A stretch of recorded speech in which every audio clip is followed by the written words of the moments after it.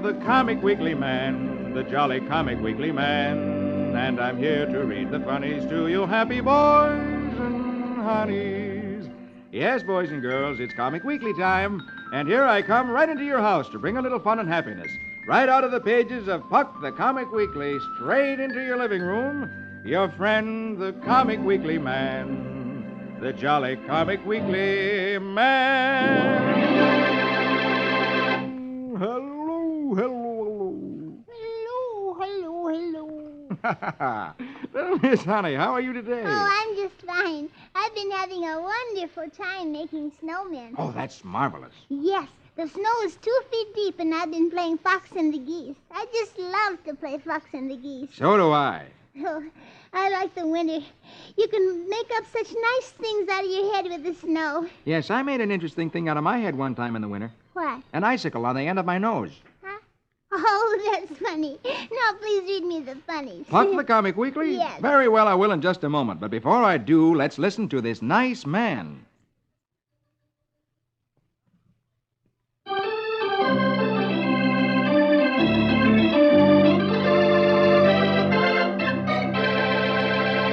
Now, here we go with Puck the Comic Weekly. And on the first page... Oh, Hopalong Cassidy. And we'll read Hopalong Cassidy right now. Magic words for the music, please. Very well, my lady. 6 guns blazing as he thunders along. Give us music for Hopalong.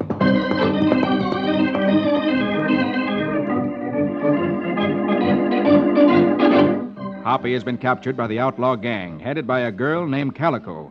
The gang has been operating a mine, and Hoppy has been put to work underground in the mine. As Hoppy works, he looks up, and he sees Calico standing on the other side of the little dump car. Hoppy says, "Well, I figured you'd be showing up sooner or later, Calico." Calico tells him that she can use a man like him, and she offers him a place in her organization. First picture, next row, she tells him to write a farewell letter to his Bar 20 friends, telling them that he won't be back. She tells Hoppy she can't risk having a search party show up looking for him. Hoppy realizes that this might be one way of outsmarting Calico, so he tells her, "Calico, you've just taken on a new hand."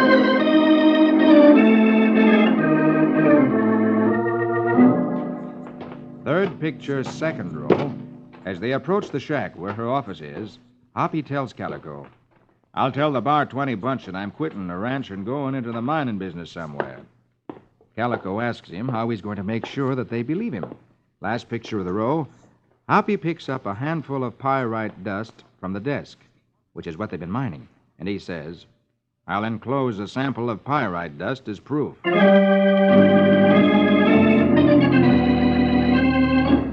Second picture, bottom row, Hoppy hands Calico a letter enclosing the pyrite dust and signed in his hand. Calico thanks him, then smiles coldly, saying that at last she has him in her power, that no one will come here looking for him now. Hoppy asks, "What do you mean?" Calico's henchman holds a gun on him last picture, saying, "You just writ your own death warrant." And Calico says, "Take him away, Bullwhip. I have an important letter to mail." Oh, that was a mean thing to do, to get Hoppy to write that letter by a trick like that. Yes, you just can't trust thieves. No.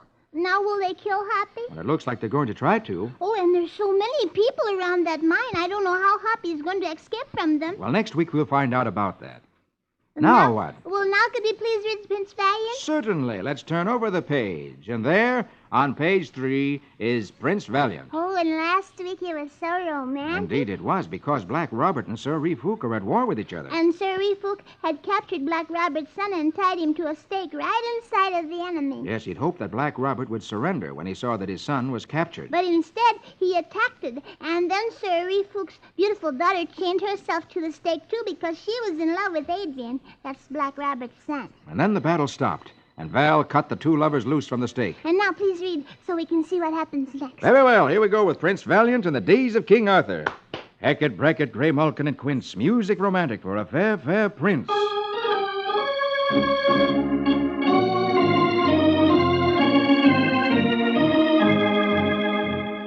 Prince Valiant releases the 2 lovers and stands back, a satisfied smile on his face.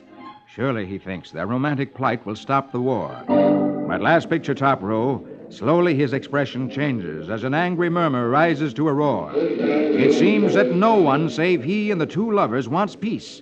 Val sees the grim look on Black Robert's face, first picture next row. He's broken through the wall of Sir Ree's castle, and Black Robert thinks that the long dispute should end in victory for him.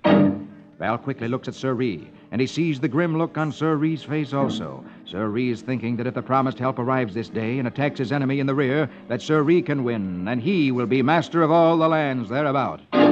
Then Val looks at the army of fighting men, last picture of the row. The soldiers on Edith's side, not knowing the true state of affairs, are confident of victory, and they think only of the rich plunder that they can all go home with, spoils of the battle. Val has to think fast. He has a quest to complete, and except for his love of a good fight, he has no interest in this quarrel. Then, first picture, bottom row, he shouts, "Hold!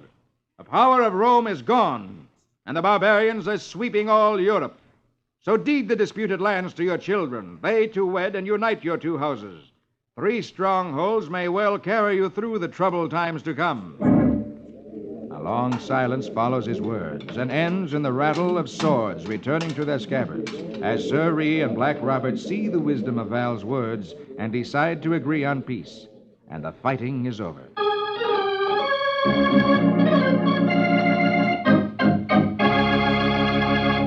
Does that mean they aren't going to fight anymore? That's right. Val has shown them that a huge army of cruel men are going to attack their land soon, and that Black Robert and Sir Ree will be wiser to be friends and stick together and defend their land. Oh, I'm glad Val settled things so nicely.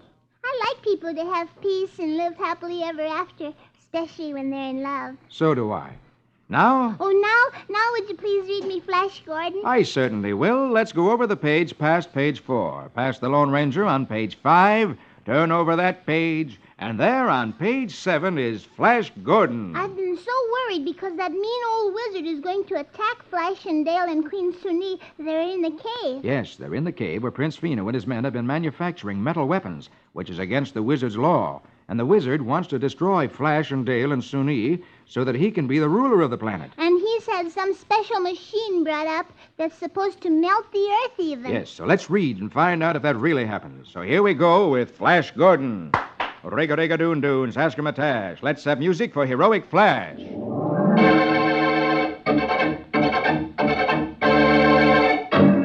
The wizard Curzo has brought up the huge projector and aimed it at the earth in front of the dragon's cave where Flash and Dale are. Then he turns on the rays, aiming them at the earth in front of the cave. The rays melt the metal in the mines, causing violent earthquakes. Goro pleads, "Stop! You'll bury Queen Suni!" But Curzo dooms her along with Flash and Dale. "Let the earth swallow them all!"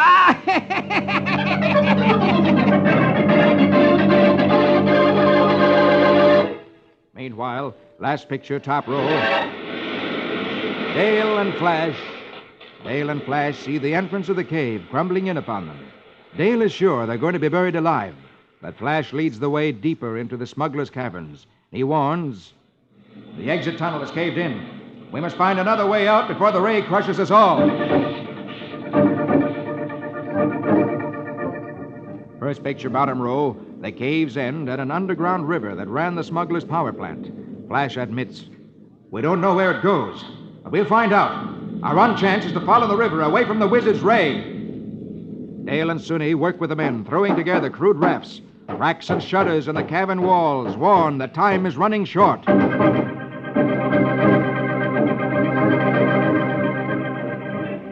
In a short time, Flash and the rest are on their rafts, last picture, seeking to escape by the way of the underground river.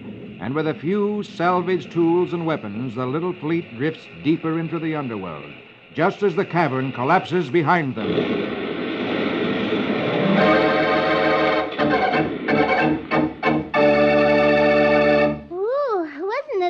That they found that river in the back of the cave? It certainly was. Maybe if the river is long enough and they can travel fast enough, they can come out far from where the wizards are. Yes, and maybe then they can think of some way of fixing that old wizard good. Well, let's hope so. And we'll find out next week in the River of Peril.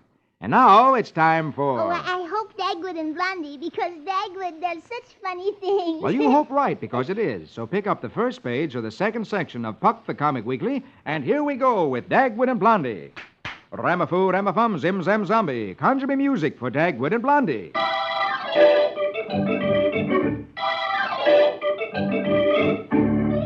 Dagwood has borrowed a neighbor's ladder to repair his radio aerial on the top of his house.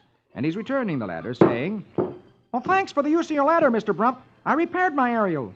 Mr. Brump replies, Well, you're welcome, Dagwood. So Dagwood walks back home. Just as he's about to go into the house, Blondie looks up on the roof and exclaims, Dagwood, you left Daisy up on the roof. Dagwood looks up and sure enough sees their dog Daisy sitting on the top of the roof looking quite nervous. Dagwood dashes back to Mr. Brump. And last picture top row asks him, Oh, Mr. Brump, may I borrow your ladder again? Mr. Brump replies, Well, I just loaned it to Mr. Swabbly. The storm wrecked his aerial, too. So Dagwood dashes over to Mr. Swabbly's house. And first picture next row, seeing Mr. Swabbly's up on the roof, says, Well, I'll just borrow it for a moment while he's working on his aerial. So Dagwood takes the ladder and walks off with it. At this moment, Mr. Swabbly, who is through working on his aerial, begins to crawl backwards down the roof on his hands and knees without looking where he's going, to where he's sure the ladder is. When he gets to the edge of the roof, suddenly... Ow! He's fallen from the roof to the ground. A moment later, Dagwood has put the ladder against his house and has climbed up to the roof. All of a sudden, last picture of the row, he feels the ladder pulled away from the house and finds himself in the air with nothing to hang on to. And he looks down and sees Swabbly and shrieks, Hey, quit pushing that ladder! Mr. Swabbly snarls, Well, you took it from under me. and drops the ladder, No! sending Dagwood head first to the ground. Mr. Swabbly stands there shrieking with laughter. Dagwood leaps to his feet, and in a second, Swabbly and Dagwood are swapping bumps, punches, and kicks, snarling at each other like two dogs. Mr. Brump comes running and hollers, Hey, quit fighting over my ladder. and he picks up the ladder. Last picture of the row is the two men stop fighting, and he walks off with it saying, Just for acting like hoodlums, I won't let either of you use it. and Dagwood peevishly calls after him, Oh, keep your old ladder! and when he sees that Mr. Brump is really carrying the ladder off, Dagwood leaps to his feet, first picture bottom row, shakes his fist at Mr. Brump and hollers, Keep it! Keep it! I wouldn't borrow it again for $1 million! Keep your old ladder! Then he starts to go into the house when Blondie points to Daisy, who is tired of waiting on top of the roof. And Blondie says, You forgot about Daisy. She's still up on the roof. and Dagwood exclaims, Oh, my goodness. and a moment later, there is a knock on Mr. Brump's door. When Mr. Brump opens the door, he finds Dagwood standing there. And Dagwood sweetly says, Oh, Mr. Brump, may I borrow your ladder? Isn't that funny? When Dagwood told Mr. Brump he wouldn't borrow the ladder again for $1 million. And then just a minute later, he's asking him just as sweet as pie if he can borrow the ladder. He certainly looks silly. Yes, but look at Mr. Brump. And listen to him. He's mad. Oh, let's get away from here quick. Very well. Let's get down to where Roy Rogers is. And here he is right below Dagwood and Blondie. And I'll read that in just a moment. But first, here's that nice man again with something interesting to say.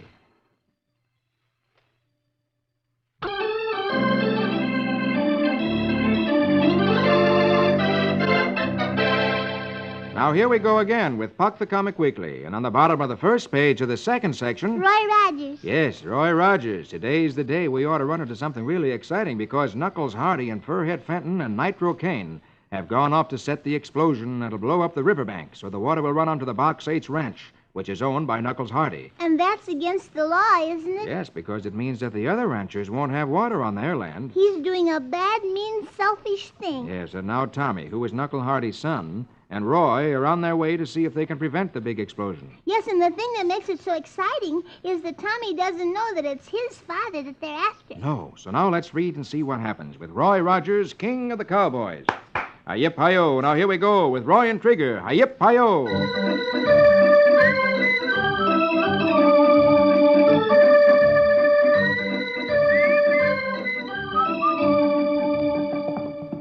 Roy and Tommy gallop along the trail leading to the river. Tommy says, Hey, this trail brings us out at the top of the falls, Roy. Roy replies, Good. That's a logical place to blow the river and divert it from its natural bed. Meanwhile, at the falls of Rapid River, Knuckles, Nitro, and Furhead are coming out of a cave in the river bank.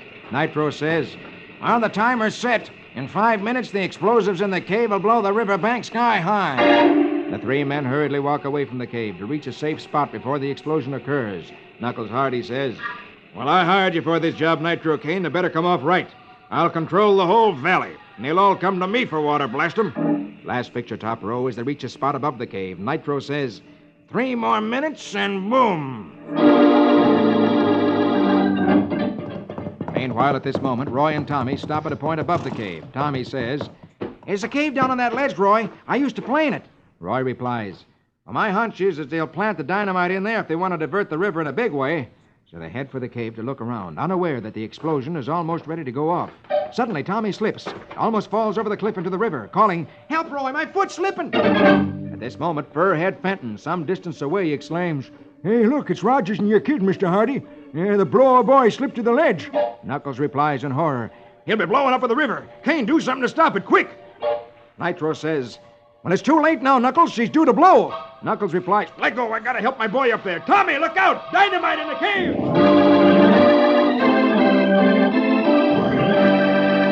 Ooh, this is so exciting. I won't have any fingernails left. This is a tense moment. Well, what can Roy possibly do?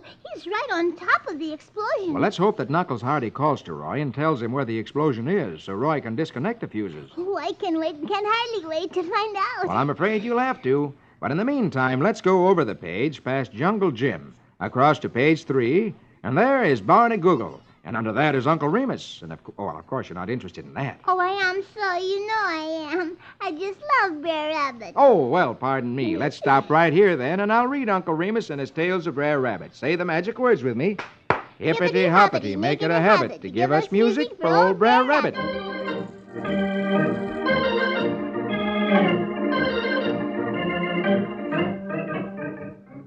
Uncle Remus says, One time, Brer B'ar got to bragging he was the most powerful critter in the whole county. That is, till Brer Rabbit showed him different. Brer Rabbit and Brer Coon are strolling through the woods one day when they see Brer Bear and Brer Buzzard sitting around a campfire warming a pan of soup, talking. They hear Brer Bear say, Yes, sir, Brer Buzzard. I is the strongest man in the whole community. And Brer Buzzard answers, Yeah, you sure is a big hunk of muscle, Brer Bob. and Brer Rabbit says, Uh-oh, something is commencing. and then Brer Rabbit hears Brer Buzzard ask, Can you up, old man Bobcat? Brer Bear replies, Shucks, I can whip anybody. Brer Rabbit has a bright idea, and he says to his companion, Hey, come on, Raccoon. I know somebody you can whup. and off they skitter. A little later, Brer Bear and Brer Buzzard are eating their soup around their campfire. Brer Bear is still bragging, and he says, I ain't a scared of any critter in all these parts. I can whoop 'em all. Brer Buzzard asks, Can you whup old Brown Moose? and Brer Bear replies, last picture, top row.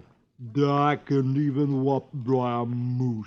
And all of a sudden, out of the bushes behind his head, a moose head appears. And the moose gives Brer Bear a good bite on the head. And Brer Buzzard leaps to his feet, trembling with fear, saying, Yeah, he's getting out of here. and Brer Bear looks over his shoulder and sees Brer Moose's head ferociously staring at him. And down the road, Brer Bear and Brer Buzzard scoot.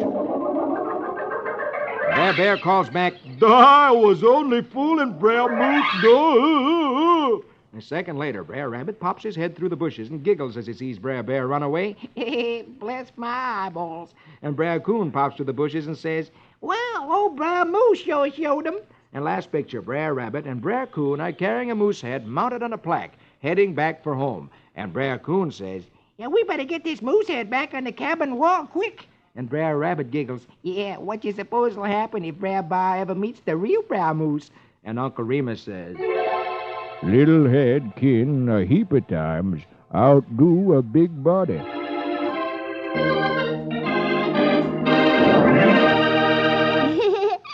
Wasn't that funny how Brer Rabbit fooled Brer Bar? Yes, they took a head of a moose that was mounted on a plaque off the cabin wall, sneaked around the bushes where Brer Rabbit was sitting, And then they stuck the head through the bushes, and Bear only saw the head, and he thought it really was Bear Moose. Yes, Brer Rabbit certainly knows cute tricks. Yes, he certainly does. Well, now let's go over to the last page and see what new development has taken place with Dick, who was with George Washington in the early days of America. Oh, and a very wonderful thing happened last week. You remember?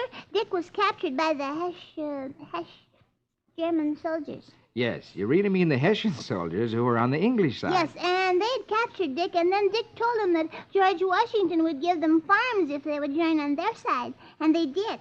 I was so proud of Dick when he walked into George Washington's camp with those soldiers. So was I, and so was George Washington, because George Washington needs soldiers. Oh, please, let's read and see what'll happen next. Very well, here we go with Dick's adventures, and say the magic words with me.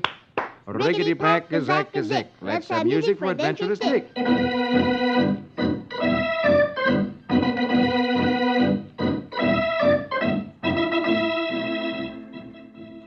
To make certain that the Hessian soldiers are not up to any trickery, Washington has put them under guard.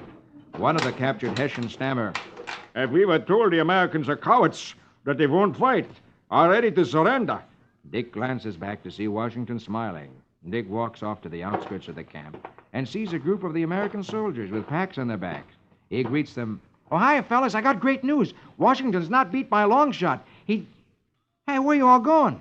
The men stop sullenly, and first picture next row from a dozen men. Dick gets the same story. They've had enough soldiering. They're heading home. They're going to desert. One soldier holds up his foot and shows Dick stockings and shoes that are full of holes and exclaims, Here, look at these shoes. No new ones and no food. Another soldier exclaims, Everybody knows it. The war's lost. and still another exclaims, And we only enlisted for 6 months. The time's up. Dick looks at him, last picture of the row, and exclaims, Hey, wait, listen to me. You can't do this to the people who are going to be Americans after you. We're going to win. I know it. But Dick walks back to the camp slowly and sadly. He comes by the stockade where Washington has locked up the Hessian soldiers. One of the soldiers sticks his head out, first picture bottom row, exclaiming, Brave men in your American army, those who are left, huh? The British tell us right that Washington soon surrender, yeah? Dick exclaims angrily, You're wrong. Then he walks over to the edge of the encampment, last picture, sadly leans against a tree and says to himself, Gosh, I knew things were tough in 1776, but I never figured they were this tough. Then Dick is suddenly aware that Washington is standing beside him. Isn't that too bad? All those soldiers wanting to go home. Yes, the hard thing about being a soldier is waiting for things to happen. Takes a lot of patience to train and to drill, especially when you don't have good food and warm clothes. But maybe Washington can encourage the soldiers, and then maybe they just won't go home. Well, maybe he'll have some plan. Well, we'll find out about it next week. Yes, I hope so. Yes. Now look underneath Dick's adventures. Here's Rusty Riley. Oh, and this is becoming very mysterious because Rusty had trailed Squire Boggs and Captain Clune at night, and he discovered that they were using the black light. The same kind of black light the smugglers were using. And then Flip barked, and Squire Boggs found Rusty, and he's taken him on board an old ship, and he's locked him down below while he and Captain Clune do something very mysterious. And I'm anxious to find out what it is that they're doing. Well, let's find out right now. So here we go with Rusty Riley. Gallop and run till the road is dusty. Give us music for his horse and Rusty.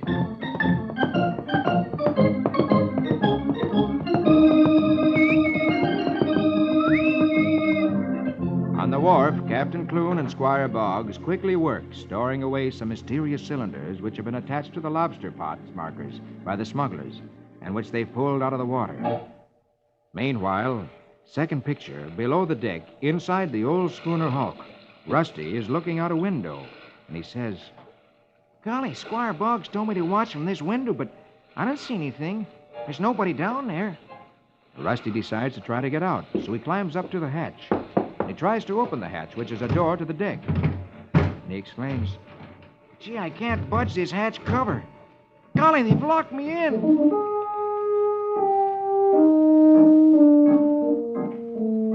Meanwhile, at Mr. Miles' boathouse, Mr. Kilgore, the government treasury agent, a man who is the same as a detective, has joined Tex at the spot where Rusty is supposed to have gone. As they walk along the shore, trying to trail Rusty, Tex is saying, Well, I can't figure where the lad could have gone, Mr. Kilgore. He's not out on the water because none of our boats is missing. Mr. Kilgore replies thoughtfully. Well, then there's only one way he could have gone, Tex. That's along the path that skirts the shore. So last picture, top row, they head off in the same direction as Rusty had gone. First picture, bottom row, Kilgore says, "And don't you think he may have just gone off on a little lark without telling you, Tex?" Tex replies, No, that ain't like the lad, Mr. Kilgore. Not after I told Patty and him to go to their rooms.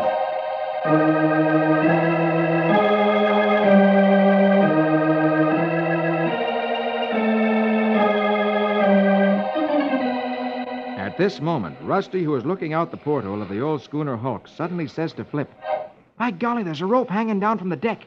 I believe I can reach it." He reaches out and gets the rope, pulls it in through the porthole, and then says to Flip, "I got it. Now to fix a sling for you, Flip. A loop under your front legs." And he ties the rope around Flip, then lifts Flip out of the porthole and slowly lets him down to the ground below, saying, "There you are, Flip. Now wiggle loose like I taught you." And last picture, Rusty climbs out of the porthole and, curious to find out what Captain Clune and Squire Boggs are up to, says, "Well, now that Flip is safe, I think I'll try to climb to the deck."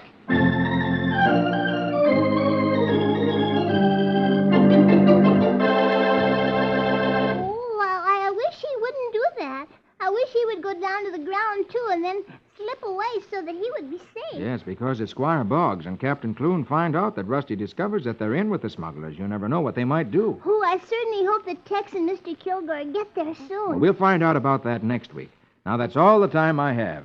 But before I go, here's that nice fellow with some more interesting information.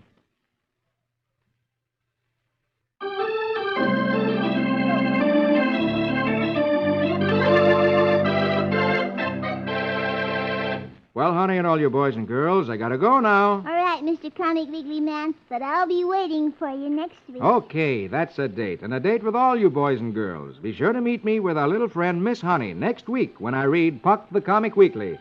For I'm the Comic Weekly Man, the jolly Comic Weekly Man. I'll be back to read the funnies to you happy boys and honeys. Don't forget, boys and girls, see you all next week. Your friend, the Comic Weekly Man, the jolly Comic Weekly Man.